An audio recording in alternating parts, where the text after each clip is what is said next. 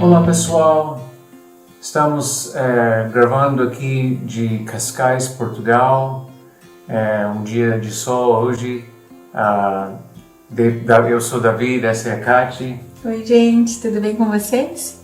E nós temos um tema hoje que é o medo de ficar de fora. Como introdução a esse tema, a gente queria falar sobre o medo, a ansiedade que muitos de nós temos de que a gente está perdendo as oportunidades, a gente está perdendo festas e amizades, e outros estão desfrutando de tudo isso e nós estamos por algum ou muitos motivos ficando de fora.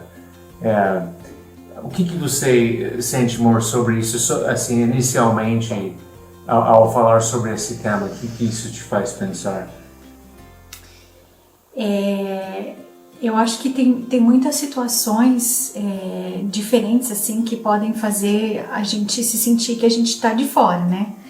Mas, por exemplo, um exemplo para mim, pessoalmente, o fato que a gente mora aqui em Portugal agora e a gente já veio dos Estados Unidos, então já tem um tempinho que eu não vejo a minha família assim, que eu não passo um tempo com eles, então acompanhar de longe, às vezes me dá esse sentimento de que eu tô de fora, mesmo podendo acompanhar pelas redes sociais ou ligando com frequência, sim, mas não é a mesma coisa, né? Mesmo nas dificuldades que eles têm ou nos momentos bons, assim, eu não tô ali para desfrutar. Então, às vezes me vem essa sensação, puxa, né? Podia estar lá aproveitando com eles, podia estar ajudando a fazer alguma coisa, né? Enfim. Eu acho interessante que talvez seja um exemplo banal, mas assim, uma coisa pessoal minha, eu gosto de surfar, e surfar é algo que depende muito das condições certas. Você tem muitos dias, há lugares no mundo, aliás, que sim, só poucos meses do ano você pode surfar, assim. Mas naqueles 2 meses, 3 meses, o surf está ótimo, assim. Mas de qualquer forma é uma coisa que assim, se as ondas são ruins, eu sinto tranquilo que eu não estou surfando, né? Agora, se as ondas são muito boas, eu posso sentir uma angústia muito grande ao saber que eu não estou surfando. E mesmo que eu já surfei talvez uma vez aquele dia, sabendo que, puxa, talvez um dia como esse só vem daqui 3 meses, né? Você sente, puxa, eu queria surfar o dia todo, né? Só para aproveitar, sendo que, na realidade, eu com 44 anos, eu consigo surfar 1 ou 2 horas no máximo, eu já estou acabado, assim. Mas é só um exemplo, assim, essa sensação de estar perdendo algo, Um outro exemplo, eu lembro uma vez conversando com meu pai, porque meu pai é uma pessoa que é um líder missionário com uma agenda, aparentemente, para quem olha de fora, muito empolgante. Ele vai numa conferência, outra. Eu lembro uma vez que eu estava pastoreando uma igreja local e eu estava sem poder viajar muito, e eu falei, pai, assim, é mesmo muito empolgante fazer parte dessa comunidade internacional e ter todas essas reuniões. E ele falou uma coisa para mim interessante. Ele falou, David, de certa forma é uma ilusão, né? Essa ideia de que você vai estar curtindo aquelas reuniões e uau, aquela coisa empolgante. Ele falou que é muito mais um sacrifício, né? Claro que tem momentos empolgantes, sim, tem momentos muito de um mover de Deus, mas estar distante da família, estar com sempre pessoas novas. Eu só estou falando que é tão interessante como a gente pode imaginar algo que está fora do nosso alcance. Principalmente quando alguém está vivendo, né? Uma outra pessoa que a gente conhece, ou sei lá, até que quando a gente está nas redes sociais, acho que isso ainda é muito, muito forte para muitas pessoas, né? É comum a gente olhar que fulano está viajando, mesmo até em tempos de pandemia, assim, e ver que as outras pessoas estão fazendo certas coisas e parece que a gente podia ter aquela oportunidade. Então, quando a gente vê o que acontece na vida das pessoas, principalmente de quem a gente conhece, né, de quem a gente é próximo, acho que às vezes dá esse sentimento, assim. Tem uma coisa que eu tenho reparado, que eu sou, por mais que às vezes, não às vezes, talvez desde sempre, eu tenho desejado ser único, né? Talvez é o coração meu do artista, né? De eu quero deixar minha marca, né? Assim. Mas eu acho interessante, conforme os anos vão passando, eu vou vendo que eu sou muito comum, eu sou muito ordinário. Eu sou muito comum, eu sou muito ordinário. Não no sentido assim de muito ordinary em inglês, é muito assim. O que eu quero dizer aqui, por exemplo, eu tô com 44 anos e eu vejo que muita coisa que passa na minha vida, os desejos, as ansiedades, são coisas típicas da minha idade, né? A crise da minha idade. Por exemplo, o que tem a ver com o nosso tema hoje? Porque assim, uma das coisas que acontece quando você chega a essa fase de vida que a gente está, você começa a perceber que o tempo não é infinito. Eu acho que quem tem mais a idade avançada ainda já entendeu isso, mas, por exemplo, tem aquela fase de transição em nossas vidas em que a gente sente que o tempo é inesgotável, a gente tem muito tempo para fazer tudo o que a gente quer, e entrar na fase da vida que começa a cair a ficha de que, na realidade, o tempo não é inesgotável, né? Então, assim, muita coisa que eu fico pensando, até isso que eu falei de curtir, pode ser uma coisa de um hobby, ou, sei lá, outra coisa, um lazer. Quando você sente que, assim, eu preciso aproveitar, e talvez você sente que, durante fases da sua vida, você abriu mão daquilo que você ama. E você perdeu a oportunidade, agora você quer recuperar tudo que você não conseguiu, assim. Talvez, amor, você quer ler um dos nossos textos? A gente tem alguns textos aqui para refletir. Eu vou ler o primeiro versículo que tem aqui, que está na tela. É Isaías 30:15. Voltando e descansando, sereis salvos. No sossego e na confiança estaria a vossa força, mas não quisestes. Então, você citou a referência? Isaías 30:15. Acho que eu falei, mas... então tá, desculpa. Esse versículo é interessante porque ele não fala num sentido positivo. Tipo, ele está falando que vocês não queriam. No sossego e na confiança estaria a vossa força, mas não quisestes. O Senhor está falando para o povo que eles deviam ter descansado, eles deviam ter apaziguado ou sossegado o coração deles. Você pode até pensar, mas Davi, eu queria sossegar meu coração, mas eu não consigo. E eu entendo, eu sou uma pessoa que a Kátia pode testificar, eu tenho dentro de mim uma coisa que às vezes uma inquietação, né, que às vezes me move. E em dias que eu até poderia descansar, eu tenho dificuldade de parar, não é, amor? Eu sou meio assim, né? Assim, eu sou assim em relação a certas coisas. A Kátia, por exemplo, a Kátia talvez ela tem dificuldade de descansar se a casa está toda virada, né? Assim, tá meio um caos, né? Ela é uma boa dona de casa, né? Assim. Obrigada. Mas assim, eu acho interessante essa dificuldade nossa de descansar. Ele diz aqui, voltando e descansando sereis salvo.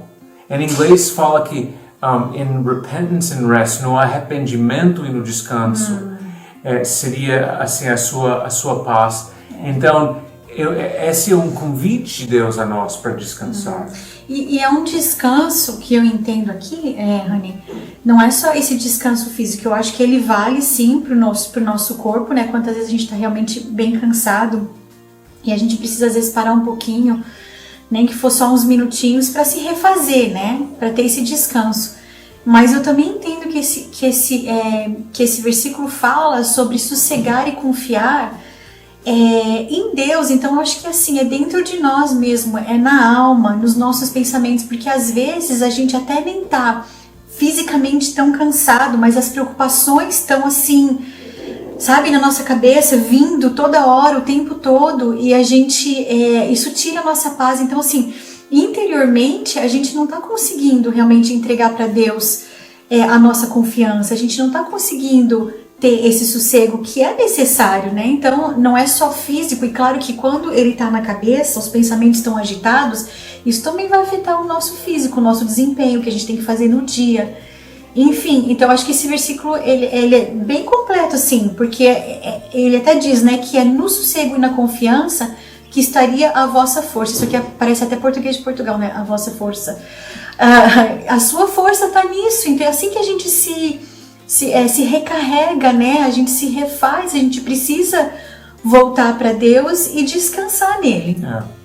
E eu percebo também que muitas vezes, se eu quero progredir em algo, ou até se eu estou olhando para os meus filhos e eu estou tentando incentivar eles ou encorajar, ou num aconselhamento, no ministério, tentando ajudar pessoas, parece que quando eu era mais novo, eu tinha uma ideia de assim, meio que num zelo, num esforço próprio, conquistar, alcançar, tentar mover as coisas. E isso é válido, é claro, né? A gente tem que reagir, ser proativo. Mas também eu vejo que muita coisa, o progresso e o desenvolvimento não pode ser forçado. Você cultiva as condições, mas basicamente você cultiva as condições em que a semente, o solo, o sol, a chuva, esses ingredientes podem fomentar e gerar, né? E assim, e o que tem a ver com isso? Porque assim, parte disso a gente precisa descansar, né? Assim, se você estiver sempre agitando o solo, agitando aquilo, né, ele tem que ficar quieto, aí ele vai crescendo. Então, outro texto que a gente tem, Salmo 16, 5 e 6, diz: o Senhor é a porção da minha herança e do meu cálice. Tu sustentas a minha sorte. As linhas caem-me em lugares deliciosos. Sim, coube-me uma formosa herança. Eu acho que essa é uma ideia interessante também. Crer que Deus, Ele tem coisas preparadas para nós. Ele tem desejos de nos dar. Não é que nós não temos nenhum livre-arbítrio e escolhe parceria. Mas é interessante. O que você acha dessa ideia de que a crença de que Deus é quem dá herança é algo que nos ajude a não sentir que a gente está perdendo ou ficando de fora?